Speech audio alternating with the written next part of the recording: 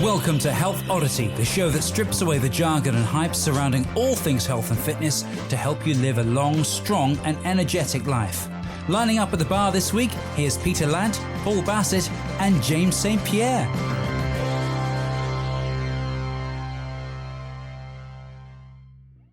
Hello and welcome to the Health Oddity podcast, episode 135. I am back this week. We have all three hosts with us today, and we also are joined by a fantastic guest as well, who I will introduce you to in a minute. But first of all, just as I've missed a week, how are we doing, Mr. Peter Lant? I'm doing very well. I'm still feeling all right, despite the fact that you and our guest have just been talking about snowboarding and how great it is and all of that, because you both just got back from doing that. So I'm not jealous at all or anything. And I'm also feeling a little bit underdressed. I know you're wearing a hoodie, but Paul's come dressed as like Clint Eastwood or something. I was going to say Bono. I was going with status quo. Have you got denim underpants on as well? Is that what it is? Yeah, double denim. Status quo were like all denim, weren't they? Like proper denim. I've got a nice mullet as well. Can't see it. I've just tied it. You can't see it, you know? Yeah. All right. Is it a bit like what's it? Coming to America, where he's like the prince's thing at the back. That's exactly a rat tail. Okay, and we've already heard from him, Mr. Paul Bassett. How are you doing? I'm fine. I've made a bet that we're going to have T-shirt weather at the end of March, which this podcast should be going out about that time. So hopefully I'll be proved correct. It depends where you're from, doesn't it? It's already T-shirt weather, mate. It's already T-shirt weather where I'm from.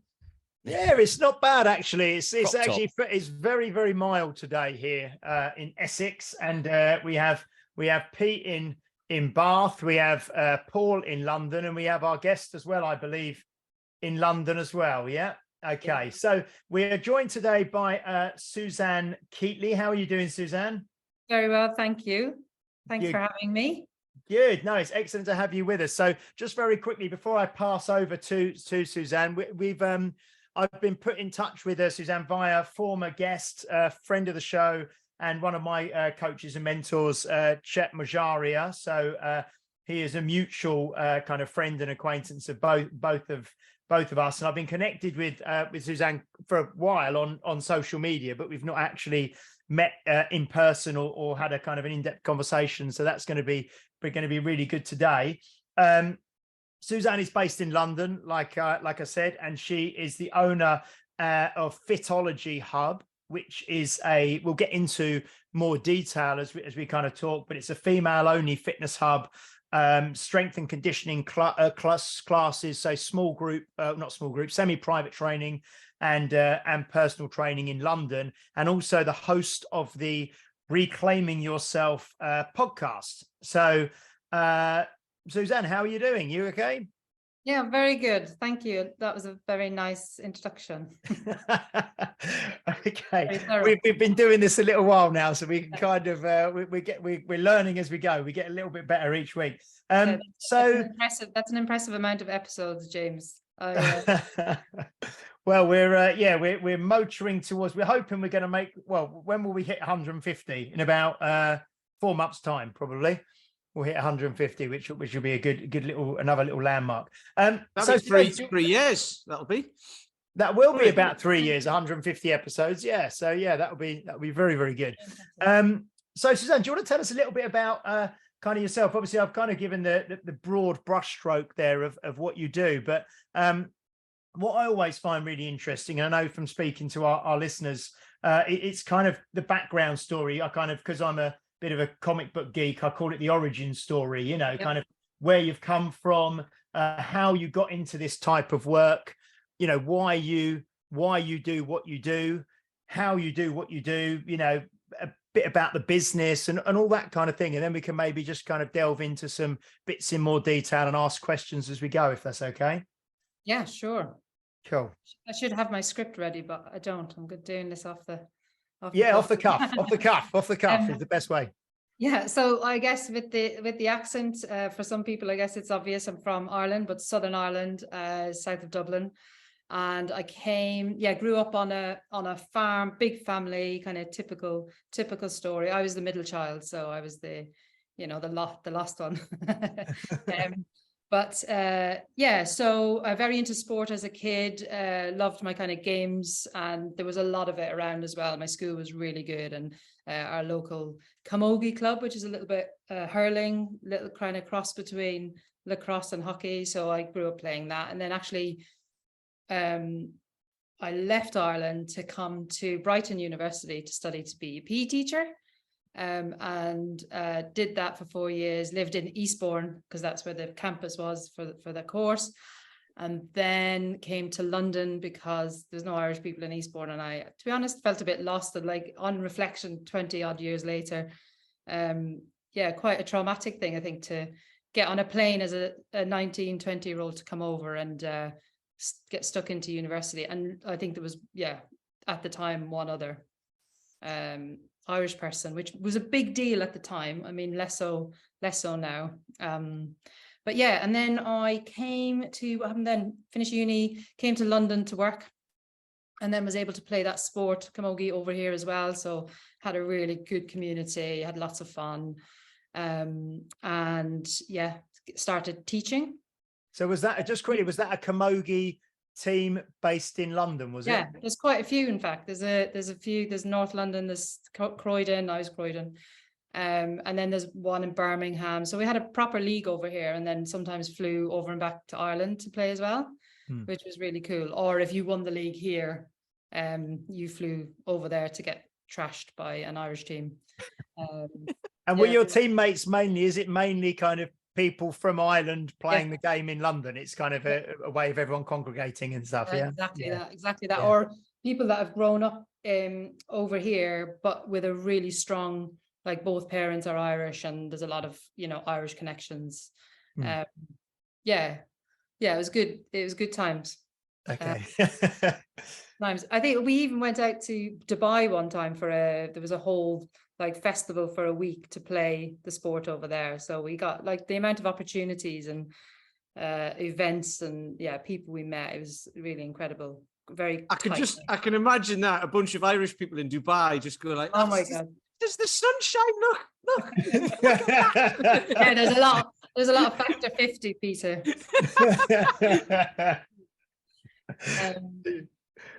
Needless to say, the chaos that also comes with that, right?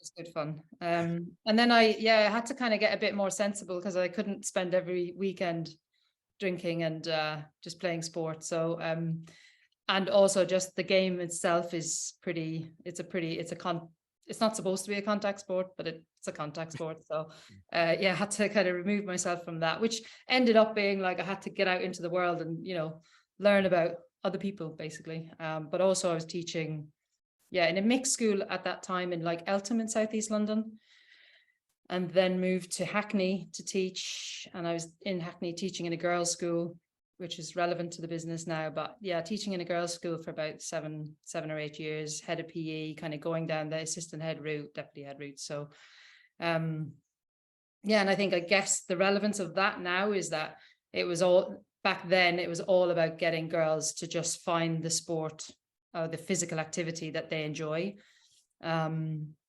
getting them to understand that dance is very different from a game, it's very different from athletics, and you don't have to like all of those things. You got to find the thing that you enjoy, and hopefully something that you can pick up or continue with or pick up later on in life.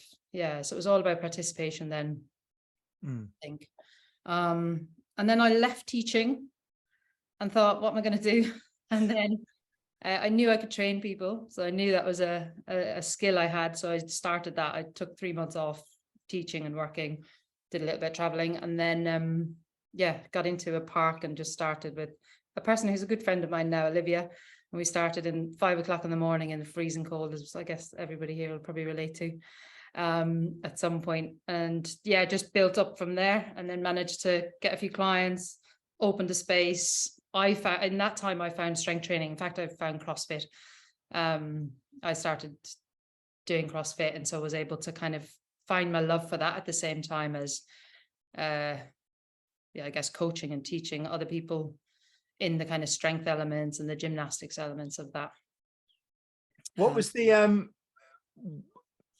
you know, don't need to go into a lot of detail about it, but what was when you got into teaching? I presume that was kind of what you thought was going to be your kind of career path and things, and then what kind of made you decide to stop that and to you know, take a different route, although with the similar, you know, you were PE teaching and, you know, sport and things, so you kind of have kept with that broad theme but now moved in a different direction. What was the thinking behind that?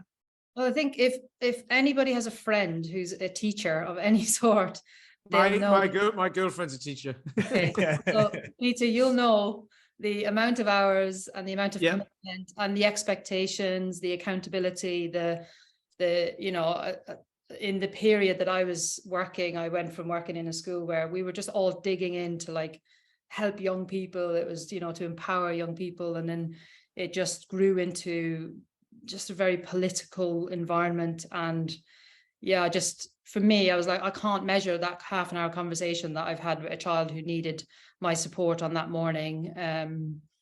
And yeah, I just think I wanted a life, like I wanted to have flexibility.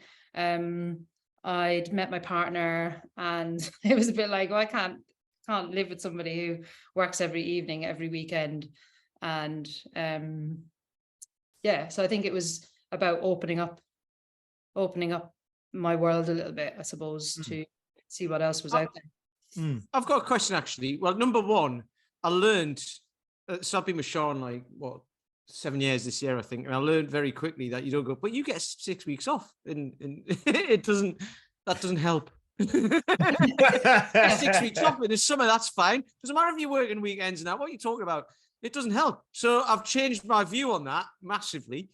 But anyway, I'd be interested to know, like you said, you're doing the like a PE teacher with girls, and then you were saying, so this might feed through into what you do now, because I know like strength and conditioning has got like a stigma to it for certainly for women. And I think that's like a myth that's being bust now, but by people like you, but it's taken time. So you were saying the girls could pick whichever sport they wanted, and go from there. And what was the outcome of that? What did most of them pick a certain type of sport, or was there like a massive cross section? Like, what was the? Yeah, and I know in a school it can probably be like, you know, a bit of peer pressure, and so my friend's doing that, so I'll go and do it as well. So it might not be a good cross section of society sort of thing, but it would just be interesting to know, I think. Yeah, I think it was a girls' school, and so what that allowed the girls to do was to be girls for longer than they would if they were in a mixed school. As much as when you're in teaching in a mixed school, you try and protect that, but there is something about girls being allowed to be girls for as long as possible. But when I arrived, also the school was like some of them were, a lot of kids were still in plimsolls. 50% of children didn't bother with their PE, so it was pretty much the PE was struggling, and it was kind of my job to, you know, make it a bit more professional and just take it. I went down that route of enjoyment, and so although they still had to do, as a teacher, you know, the curriculum, you have to tick that box and that, and then you have to do the kind of range, but it was more about listening to them and them explaining all the barriers to exercise, which now we're starting to talk about, right, and starting to understand. We were about 55-60% Muslim girls as well. So the barriers then that they had, it was really, I mean, they go deep into societal stuff, and it's trying to get to the bottom of that, but also to just really provide safe spaces where they could open up and be themselves.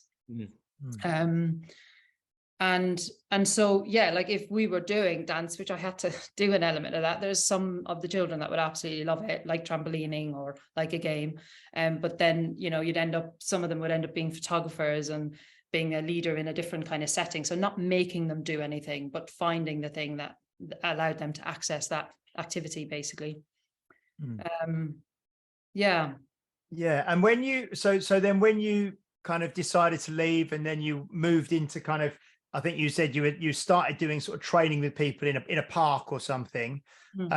What was, and then you yourself was it you yourself got into CrossFit training? That was your kind of way into kind of strength and conditioning. Yeah. But when you started doing your training, you were training other people in a park or whatever. Were you doing, was it like a boot camp sort of scenario? Was it more like one-to-one training, but you were using a park? Or yeah, what did that kind of look like to begin with? Yeah, so that it was one-to-one. And actually prior to CrossFit, I was training with a personal trainer. And we did a lot at the time, did a lot of triathlons and half Ironmans and events like that, which were fun, but I'm not sure I ever really, really enjoyed them. I forced myself to get on a bike, I forced myself into the water. But of course, all these things, they're always brilliant once you've done them, right? Because they are the challenge, you know, and every session was challenging. And so I always felt great after it. But I think the CrossFit space that I ended up in was, I just think maybe the programming was very clever. There was a lot of understanding around, actually, before you do CrossFit stuff, you've got to do this years of base work to be able to have your body in a fit state to be able to then do the more advanced work around CrossFit. And I think that's what I was inspired by, that level of like, actually, we've got to, do the thing you enjoy. But there's, you know, there could be what, 20, 25 years of like inactivity to then like rebuild the body to get to a point where then you can be explosive and you can run or jump or whatever those movements are. But talking about movement, I mean, one of the thing about maybe you'll know extremely well, you know, in the school system, they tends to be an emphasis more on sport rather than movement. I mean, there's movement within sport, but there isn't a kind of physical how is it physical education versus sports education? Has that evolved? Is that something you tried to bring in? So, because I mean, obviously I deal with a lot of adults who just have no movement skill at all because they've just never been taught even the basic squat or anything like that. You know, they've just forgotten, you know, they obviously had it as a child, but they've forgotten. Is that something you were able to do or instill in people? I think I think it's something that is changing in schools now. I think back then, around the time I was finishing, a lot of schools were bringing in gym facilities, and strength was starting to be talked about. So there might be some kettlebells in comparison to, you know, I guess 10 years before, or a lot of the experiences that we'll hear of adults now, where it was based on competition. And if you were good at it, you were included. And if you weren't good at it, you were excluded. And yeah, there was a lot of work around. And I think that's where I came at it, which was actually, if we can increase participation through enjoyment, then as you kind of alluded to it there, kids know how to move. We know how to move as children in our bodies. And somehow we unravel that and undo that as the years go by. So, and maybe that's the assumption as well. And maybe it's a proper assumption. So when you're in a primary school with children, they know how to move. And then there's a lot of, feels like in the past, at least, there's a lot of damage done in that secondary school setting. So it seems that like, oh, sorry, so go on. I was just going to say, it's funny because my recollection of primary school is doing it in my vest and underpants when I'd forgot my kit. I'm that old. You wouldn't do that now, but blimey, yeah. It was like, you've forgotten your kit. Oh, well, just do it in your vest and Y fronts. And then you'd be like in the school hall in front of everyone, but didn't care. Bonkers. Anyway, sorry, Paul. Yeah. And Peter, you expressed that you didn't care.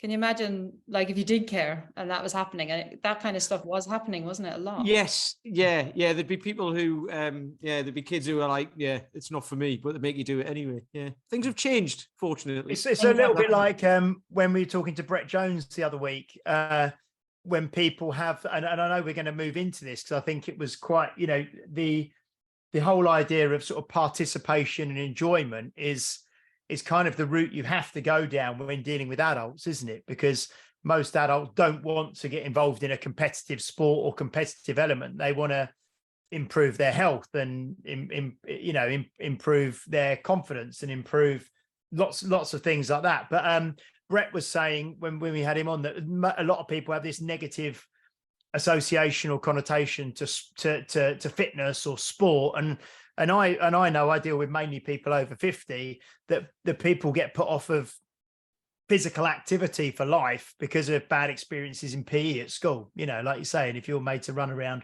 a sports hall in your pants and it's the last thing you want to do and you get bullied and all the rest of it, it's enough to put you off for life. So sorry, went off on a little bit. Didn't make him do it. He did it off his own back. I used to forget my kit on purpose. No. So Paul, I jumped in when you said how so, and Suzanne was about to answer your question. Was I? Can you remember what we were talking about? Yeah, I think what happens in secondary school that yes, that was it. Their love. Yeah, and I guess part of it, Paul, that's already there is that people are moving from children to teenagers, and so that internal battle around even the physical body. So for a young girl to suddenly have breasts and then be expected to just run in front of boys, like, it's mortifying, it's horrifying, it's everything Peter's just said, but with the, you know, with like a big, I don't know, crown on your head saying, look at me. And I guess that's just one example, but I think it's part of that, isn't it? It's part of the deeper feeling around how children are feeling in terms of the movement stuff, and then the perceptions. And I guess then maybe we close down, so we don't want to jump and we don't want to squat, maybe. Is it? I mean, obviously society's become more sedentary. You know, we rely more on devices and computers and phones. You know, I mean, a lot of the stuff I have is anecdotal. I mean, I know a lot of trainers, and some of them have talked about going into schools, and some of them have been doing it for many years and being surprised at the lack of mobility and the lack of movement skill and things that they thought would they, you know, be able to do very easily. A lot of the kids couldn't even fathom and couldn't even do. Did that change? Were things getting, you know, were kids being able to keep up, or, you know, because it's one of those things where, you know, you've got to do it. And one of the things we work with on adults is like, this is going to be uncomfortable. Yeah. You know, movement is kind of uncomfortable, just like maths is uncomfortable for your brain. You know, it's like, in order to get good at it, you kind of have to do it. But I remember there was never really a, you know, when you go to sixth form, there's like a pass and a fail, isn't there? You get an A, B, C, D, whatever. You know, there's standards to get into university. There's never any physical standards, is there? It's not like a pass or a fail. So it's difficult to know what's at stake in a way, isn't it? You know, we're told that our entire career in life's at stake when we do GCSEs, you know, so there's that pressure, but there isn't really with movement or physicality, is there? No, and I think that's where we're talking about change. And I guess that's where the change comes about, where it is taken at that level at one step at a time. So I don't like, we used to just expect teenage girls, frozen. You're okay. We can hear you. I'm still here, great. Yeah. Expect teenage girls to go out and do a Cooper test. Is it Cooper test where you run? What's that? When you run for like 12 minutes to test and like test your cardiovascular fitness. I mean, what a disaster. Like, why were we doing that? You know, it was ridiculous. And if you ever ask, even, I mean, I've got a 5-year-old boy, and he'll run for 20 meters and then he'll need to stop and sit down just because, but he won't walk, you know. So it's, I think it's what's at stake, but also then, even when was that? That was 2000. How long am I out of it? 10 years ago. It's different from what it is now, right? The technology, as you said, has progressed so much since that, and the level of inactivity from in the last decade. Yeah, definitely. But in a way, your role as a PE teacher was so relevant because, you know, kids sitting down all day, their brains switch off. I mean, my brain switches off if I don't go and walk around the studio, swing a weight, or just kind of do something, you know. And I definitely know, I've got 2 young kids, you know, how active they are and how switched on their brains are when they're moving versus when they're just sat down trying to soak information in. They just don't operate like that. And I always think that PE is almost, I mean, I've lost track about when they do PE at school, in my own school. I mean, we do a few after school clubs, but they love it. They love moving, you know, and it's like the role of that physical education is, I think, is one of the most important things in the school, because but it's never valued, is it? It's never valued. It's being pulled. There's less money going into it.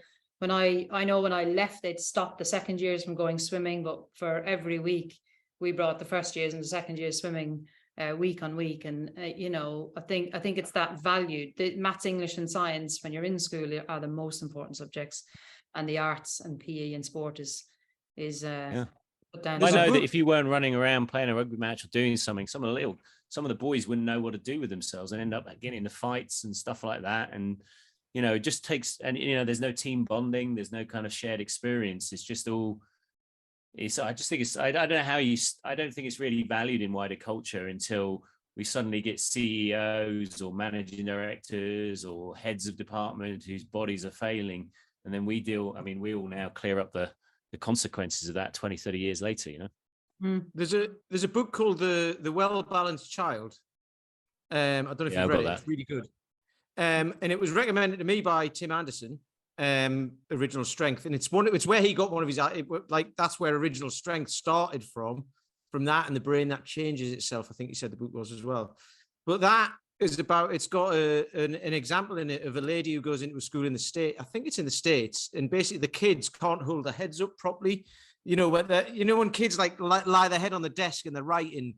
So they're doing that. The handwriting is sloppy. They get them to draw a picture, of whatever. It doesn't matter what it is. I can't remember what they just get them to draw a picture, and the pictures are some are good, some aren't so good, and what have you. And then they do a 6-week movement program based on, rocking, rolling, crawling, all those sorts of things, building strength from the ground up. I think it's primary school kids. And then they test them all again 6 weeks later, and they've got better concentration. They can sit upright in their chairs when they're writing. The handwriting's got better. They're more alert. They're drawing another picture again, and it just looks better. Or it's there's more imagination in it and stuff like that. So it actually, obviously the physical body and the mental and the brain, the mental body and the brain work together, don't they? So you become more focused, the more. Basically the stronger you are and the more you can move and stuff like that as well. It's a really good book, actually. I highly recommend it. Yeah. So I think schools know that, right? They know this stuff, but their hands are tied as well. I think that's it. What they have to do, what they have to fit in a day, how much money they put where. If they're accountable to the numbers above them, they then have to, meet those for the students, and the students have to meet them. So yeah, it's a bit like Jamie's dinners, where they tried his best to get the food in there, but then the parents are feeding chips through the school railings and everything. There's a lot of things that conspire against these best efforts, isn't there? Yeah. It's the money, it's the time, it's the political will. All these things kind of get in the way of things that might actually, in the long term, which is difficult to measure, have the best outcome for the child. Mm. Yeah. So, Suzanne, if we move from if you can kind of talk to us maybe a little bit about, we got to the, you're doing your training in the park. Where did, Fitology Hub come from, or what was the genesis of that? What was the thinking behind that, and how did you move from being someone doing personal training in a park to actually then wanting to have having a facility? What was the ethos of the facility and all of that? How did that come about? Yeah, I knew that I didn't want to be in a park, and I knew I didn't want to be in a gym. And so I was hitting my late 30s at that point as well. And I was like, I'm going to make a successful business out of this, or at that point was I don't know what else to do. So I found a facility in Brockley, which is just a couple of miles from where I live. And I'd already had a handful of clients. It was a very small 300 square foot space where I knew I could run personal training sessions from, and just build up my client base from there. Seems very easy, it all seems very easy when I talk about it now. Build up a client base, create a brand. I went for the brand really early on. And I guess part of that, and I know Peter, we alluded to it earlier as well, this idea of I'm, I suppose, a bit of an introvert. I'm learning, and I hid behind that brand. So the brand was the opportunity for me to kind of hide behind it as a business owner, I suppose, and probably feeling like a complete imposter, thinking, how on earth, I'm not like other fitness trainers. And so what am I doing in the space? But I just had to kind of get my head down and keep moving forward and just try and find the right people that I could work with.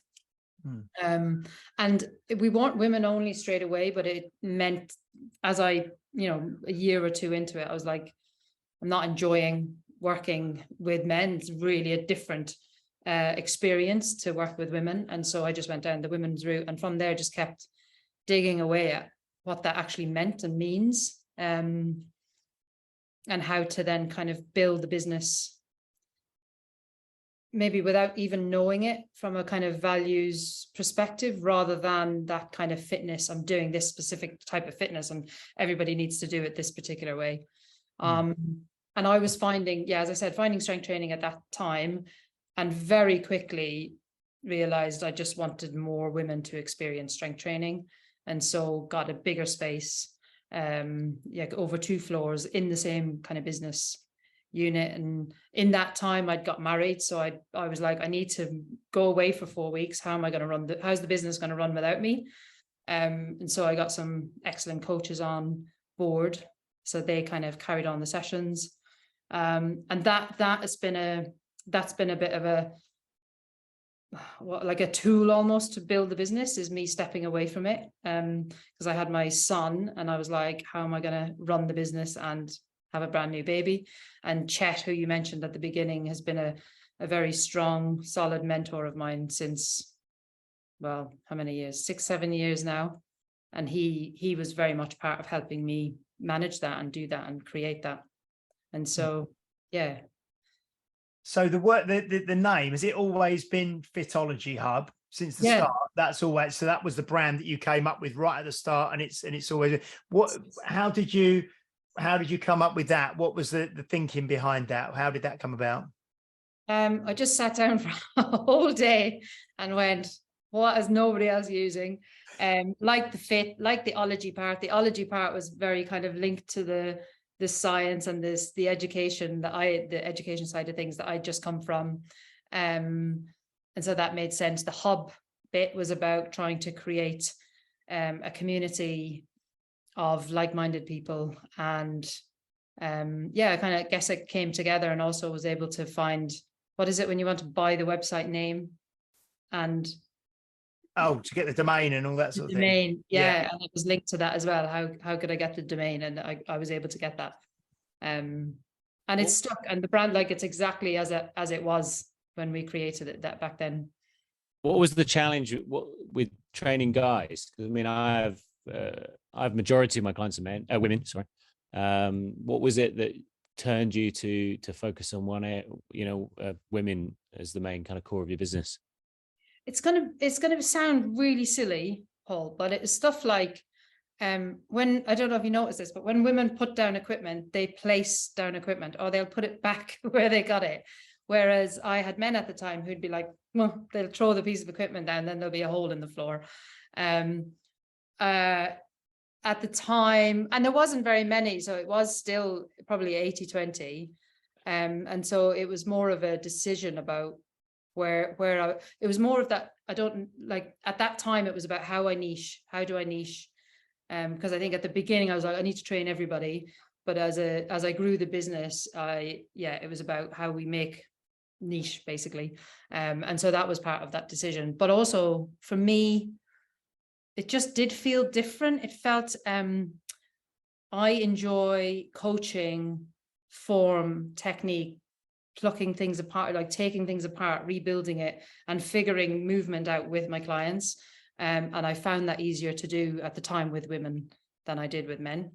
It is true that I find that, well, there is a mixture of men. I mean, I frequently have this conversation on the podcast that it's difficult to keep a lot of the male clients focused for a long period of time because they just want to go and do it themselves. And they don't always take coaching well. When you get a male client who does take coaching well, they accelerate so fast, but often they just want to do it themselves, and they see things quite short term. So it can be quite frustrating as a coach, I think. You got to get your mind up for it. And I think I had a guy the other night, and he was scraping.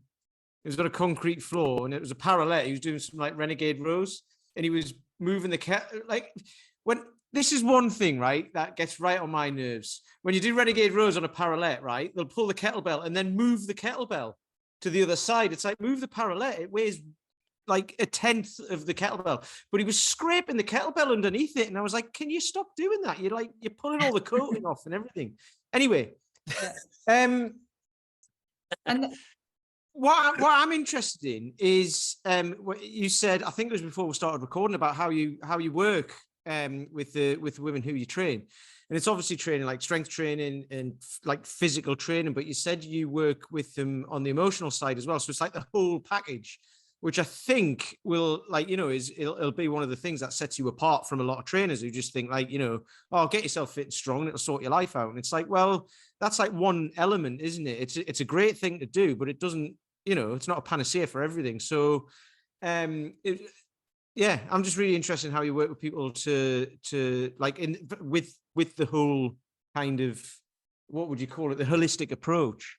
Yeah. And I think our holistic approach starts with even just how we talk on Instagram.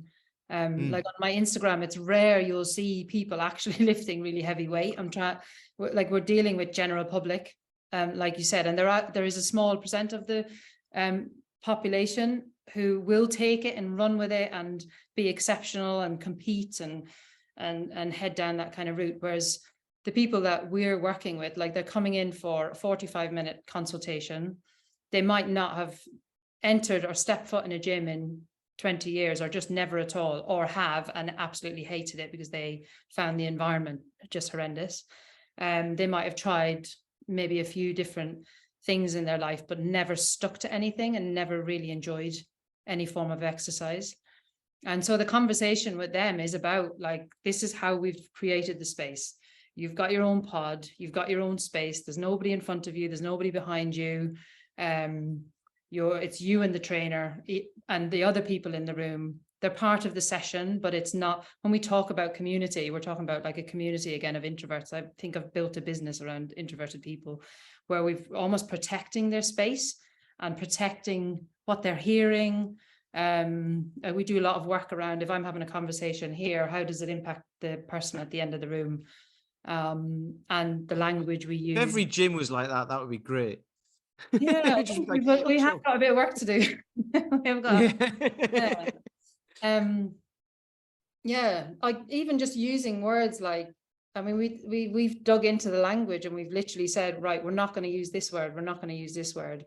Like stuff like banter. It's like, okay, well, I might be having a banter with somebody here, but again, what's the impact on the other people around me? So yeah, just going back to the consults, that they are the conversations. It's about, like, we talk more about what the environment does for the person and how, you know, we start with sticks, we start with bands. Women want to learn form and technique. They want to know they're doing it really well. And then that's quite often the basis of building confidence.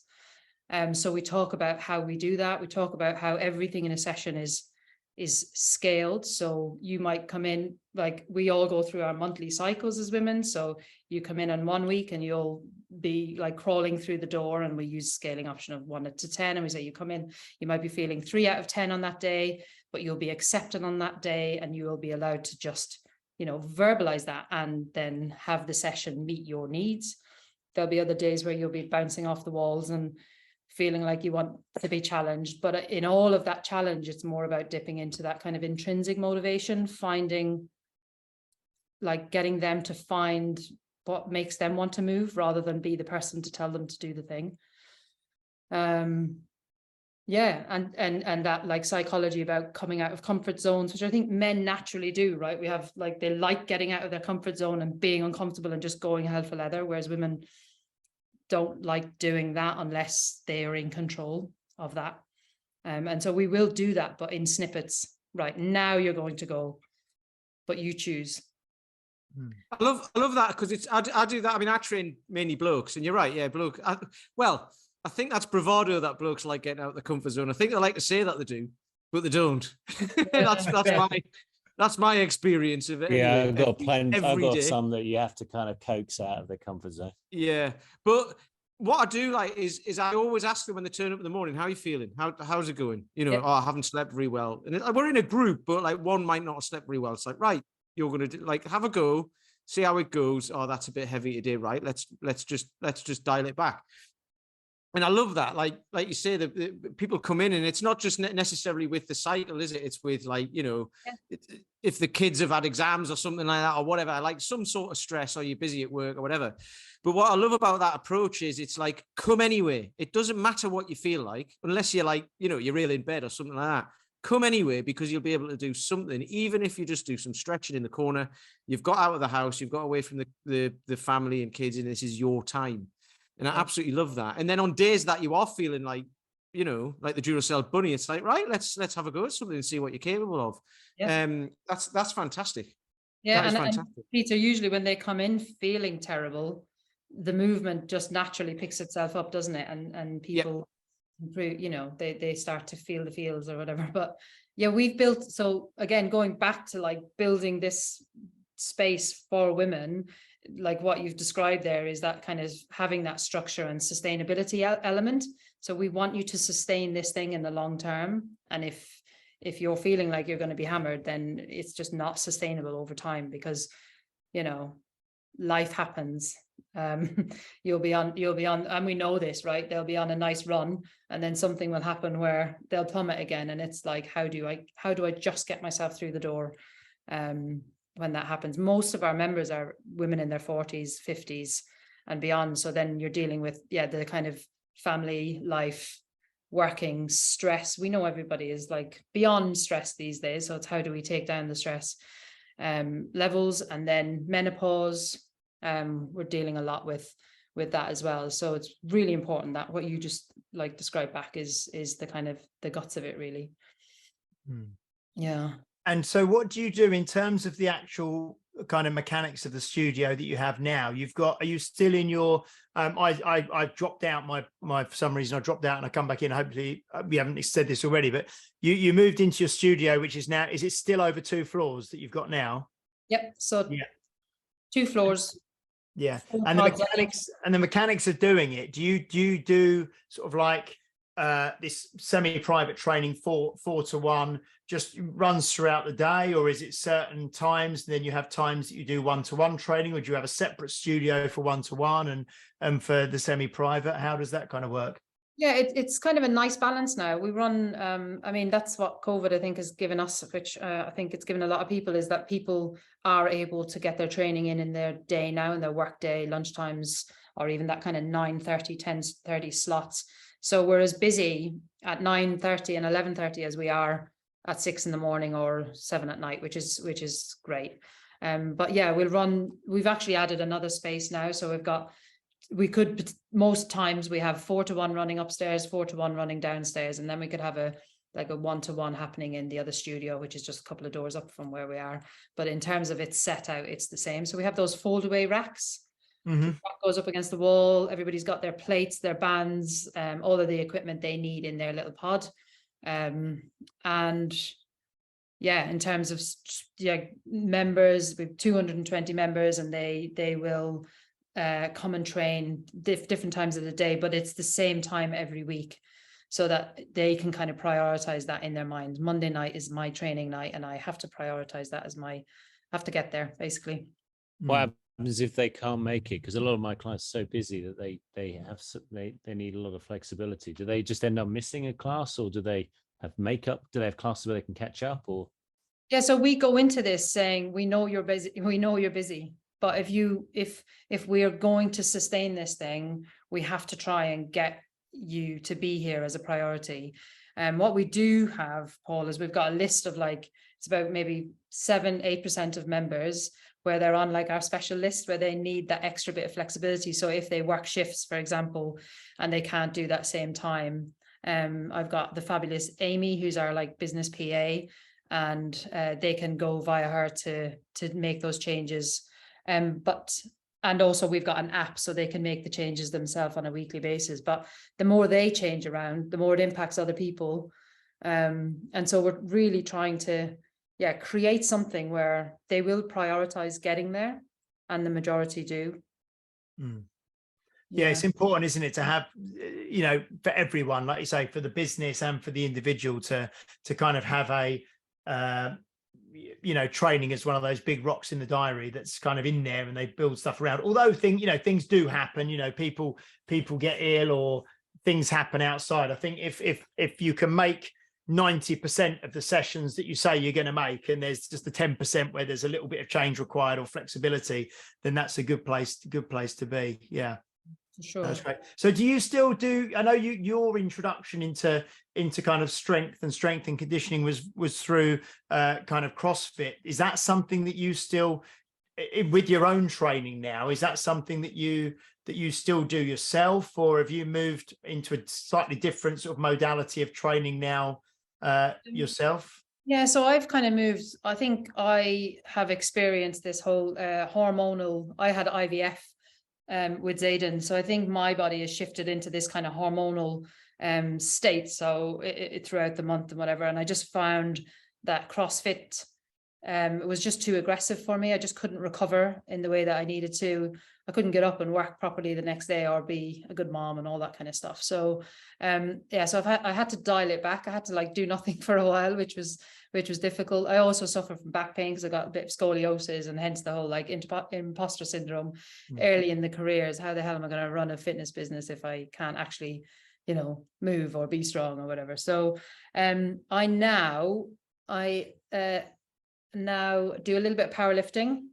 Mm-hmm. I do a little bit of powerlifting, and for a long time I was walking. That was my other kind of way to get out and do some fitness. But I have said yes to doing a marathon in May, so I'm doing Helsinki Marathon in May, and I've just been trying to build up to that in the last. And I'm not a runner, so but I want to prove that we can all do one, maybe, or I can do one, at least for me. So that's what I'm doing at the moment. That's my biggest time commitment, is my marathon training. And I've got it's interesting the kind of, so are you in your 40s now? Yeah, trying to get time. Yeah, because I know. So it's interesting that most of the women that you train are, like you said, 40s and 50s.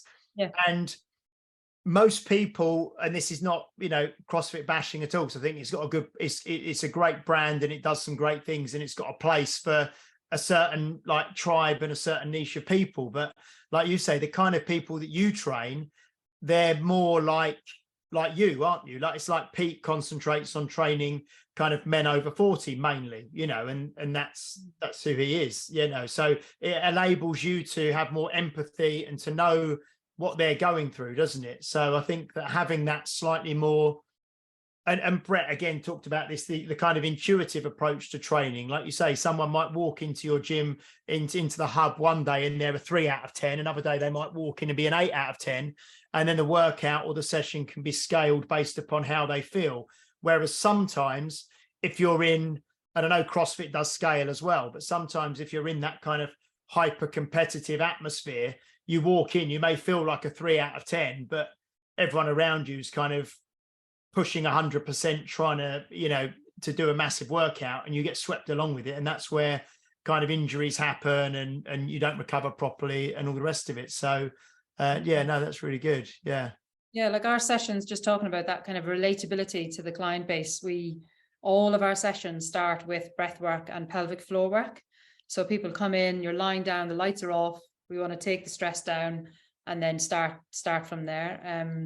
And that pelvic floor work, I think you had Vicky on, which I'm sure she would have talked a lot about this, and about, that we all have one, right? They're a set of muscles, they're linked directly to breathing. And it just makes so much sense that, we're all responsible for that, be it men or women, that our pelvic floor is the base of our core, and we should be at least have an awareness of, how to move it and activate it, and then involve it in the strength training. Because again, it's one of the other things that, I guess, in the early days of women doing strength training, a lot of women were told not to do it because it's too much pressure on the pelvic floor. But it can be done in the right way, and again, around that kind of scalable level to make it work for people.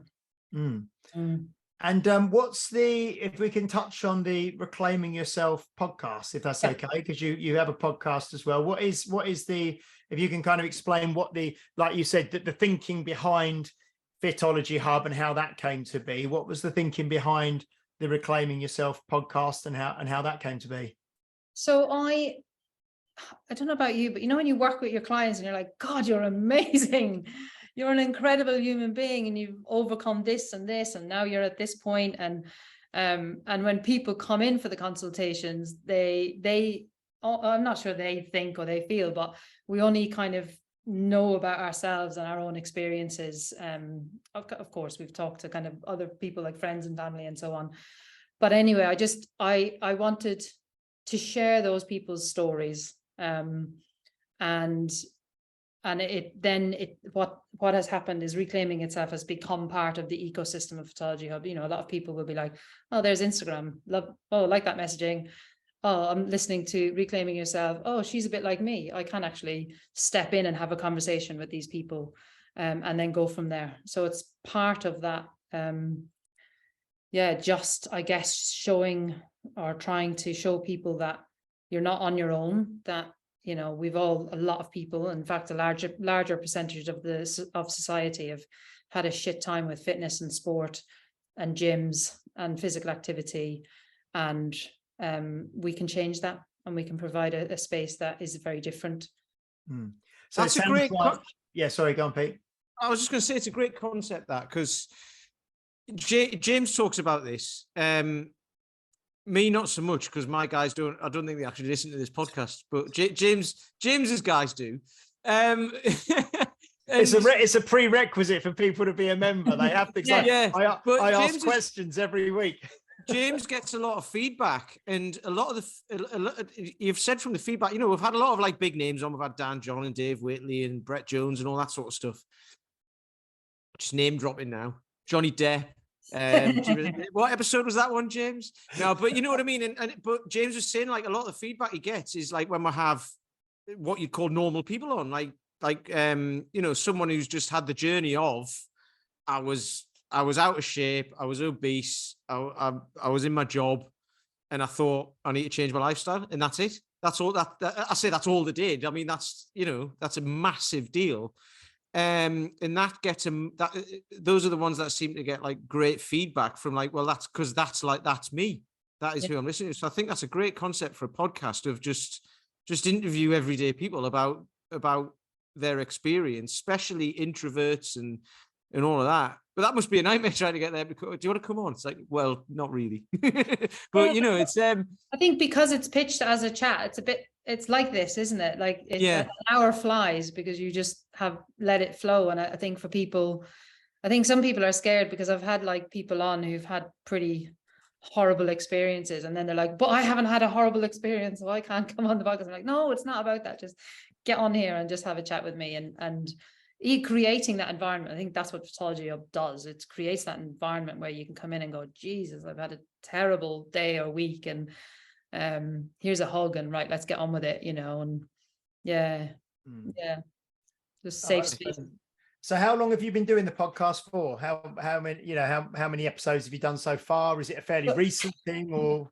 So not anywhere near 150, maybe 15. But I started it in April, and I went into it with the same kind of attitude around it needed to be casual. So I can't release every week because I'm not as consistent as that, but we'll definitely get 1 or 2 out a month. Not even sometimes, maybe 1 out a month. So I started it back in April, and I think we're on maybe episode 15 or so now. But that's nice though, because like you say, it kind of ties in with Fitology Hub, and I think the phrase you use is part of the same ecosystem, you know. So it kind of ties in. You've got the social media, you've got the podcast, you've got the actual hub, the physical location, and everything else, and it kind of helps to build and reinforce that brand, doesn't it? So and add value for, you know, existing members who want to listen as well. So no, I think that's great. Right, I think we'll start to wrap up, if that's okay. I think Paul dropped off, because I dropped off a bit earlier. He'll come back in. Yeah, Paul's fallen off his horse. Paul's fallen off his horse, okay. Deary me. So while we start to wrap up, Pete, is there anything any final thoughts or any questions or anything you've got while we start to wrap up? Not massive. I'm just having a look through Spotify, actually, because there's 20 episodes on there, I think. So see, don't put yourself down. It's 20 episodes. And I'm gonna have a listen through those actually, because I remember like because we met on an online thing last year, didn't we? And I remember listening to the first one. Oh, I had I done think that. the second one wasn't out yet. You had your first intro. It was like a 2-minute thing, and I listened to that. But then nothing came out for a little while, so it fell off my radar. So I'm going to go back through those actually, because that'll be interesting. Yeah. Get some. Well, no, it's like I say, it's always good to hear from everyday people just about their experiences, because that's ultimately who we all train. And I mean, I suppose. Well, I was going to say I haven't really got anything to say at the end of this, because we've had a good chat, but just like something as simple as there's a guy who started with me a couple of weeks ago. And he told me he'd had a sore shoulder. I managed to get him with a stick to get from like here to here, and that was a big deal. And he said it was even a bigger deal because it was his good arm. He's left-handed, and he was in a coffee shop or something, and he needed to reach over to his laptop bag, and he reached over with his left arm and picked it up like that, and brought it over, and didn't even think about it, and it didn't hurt. And that was like, he was telling me about like that, like it was the best thing in the world. Yeah.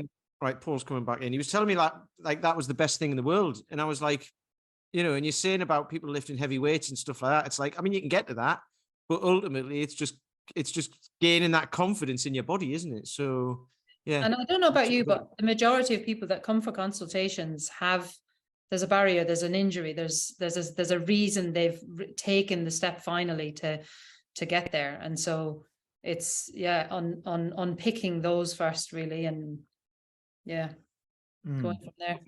And especially if you are someone who, you mentioned this, Pete, before, and I mean, if you're someone who's had or lived with pain and discomfort for a long time, and in sort of impaired movement and